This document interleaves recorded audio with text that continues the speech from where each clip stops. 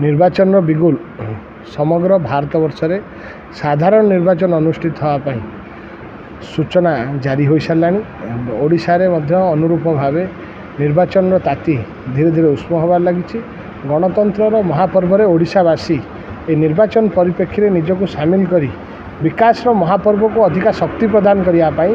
नवीन बाबू नेतृत्व में समस्ते निष्पत्ति नहीं एवं निर्दिष्ट भाव बांकी बारंग निर्वाचन मंडल में यह कहुपे बांकी बारंगर प्रत्येक जनसाधारण युवक माने महिला माने गुरुजन माने जो मैंने निष्पेषित जो मैंने विभिन्न वर्गर जनसाधारण से माने यही बांकी बारंगर विकास को केमती आगू नहीं ओडिशार जो परण्य मुख्यमंत्री नवीन पट्टनायक विजु जनता दल सभापति निजस्व उद्यम रे जो लिंक करिया को प्रचेषा प्रयास आरंभ कर मेट्रो ट्रेन आरंभ करेंगे जहाद्वारा कि आमर त्रिशूलिया ता भितर अंतर्भुक्त होती प्रथम पर्यायर ता सहित mega lift irrigation project mega drinking water project एवं इनस्ट्रीम स्टोरेज वैदेश्वर ठारे निर्माण करने जार शुभ भित्तिप्रस्तर स्थापन कर प्रिय मुख्यमंत्री नवीन पट्टनायक यही सब विकासमूलक कार्यक्रम को के भाव आगू को निपर अधिका गति प्रदान कर से बांकी बारंगर आबल वृद्ध वनिता विजु जनता दल को आशीर्वाद देवाई निष्पत्ति नहीं।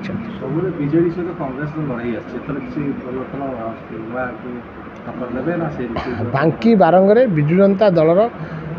गणतांत्रिक प्रक्रिया रे डेमोक्रेटिक प्रोसेस रे इलेक्शन हम प्रत्येक 5 वर्ष को थे से प्रक्रिया आधार रे आज निर्वाचन अनुष्ठित होची किंतु प्रत्येक 5 वर्ष को थे जो निर्वाचन अनुष्ठित हुए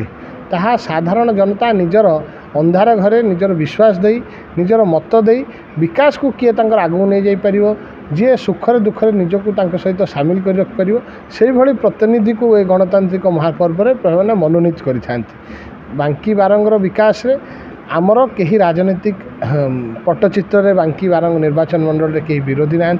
गणतांत्रिक प्रक्रिया रे अन्य दुईटी राजनीतिक दल कि स्वाधीन भाव निर्वाचन प्रतिद्वंदिता करिवो आमर बांकी निर्वाचन मंडल रे लड़ई होउची बांकी रे थिबा विभिन्न समस्या विरुद्ध रे आमर लड़ई बांकी रे थिबा विभिन्न प्रकार असुविधा विरुद्ध रे ए गणतांत्रिक प्रक्रिया रे बांकी रो आबाल वृद्ध वनिता निजर मत साब्यस्त कर लोकसभा निर्वाचन सब बांकी रो कटक माइलेज देता कटक पार्लियामेंट सेगमेंट बांकी होची गोटे गुरुत्वपूर्ण अंग गोटे अंशविशेष निश्चिंत भाव गोटे इंटीग्राल पार्ट कटक विधानसभा संसदीय क्षेत्र सबुबले विजु जनता दल द्वारा मनोनीत होता सांसद प्रार्थी नवीन बाबू जहाँ को मनोनीत करता विजु जनता दल प्रिय सुप्रीमो नवीन पट्टनायक सबुबले बांकीवासी स्नेह श्रद्धा आशीर्वाद अजाड़ी पकाती एथर मध्य नूतन भाव श्रीजुक्त डॉक्टर संतृप्त मिश्र विजु जनता दल सुप्रीमो नवीन पट्टनायक जो मनोनीत करछंती कटक संसदीय क्षेत्र सेवा करने बांकी बारंगवासी शंख चिन्ह डॉक्टर संतृप्त मिश्र को विपुल आशीर्वाद देवे एवं कटक संसदीय क्षेत्र प्रतिनिधित्व करने दिल्ली दरबार रे तांकर स्वर उत्तोलन करने बांकी बारंगवासी संतृप्त मिश्र को ढेर मत साब्यस्त कर सपक्ष में सेवा करने सुजोग देवे। समग्र भारत में विजु जनता दलर सभापति माननीय मुख्यमंत्री नवीन पट्टनायक एवं 5T जी अध्यक्ष रही श्रीजुक्त भिके पांडियान महोदय तत्वावधान में समग्र भारत वर्ष में प्रथम थर पर गोटे पॉलिटिकल पार्टी हिसाब रे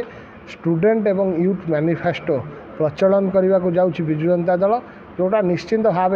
ओडिशार प्रत्येक युवक मानक भितर गोटे सिंहरण सृष्टि करिवो एवं युवक मानक आगू आनिया जो ओडिशा स्वतंत्र प्रदेश उत्कल प्रदेश गठन करिवार जो 100 वर्ष पूर्ति होगा जाऊँगी 2036 मसीह से 100 वर्ष पूर्व युवक माने केमती समृद्धशाली हो पारे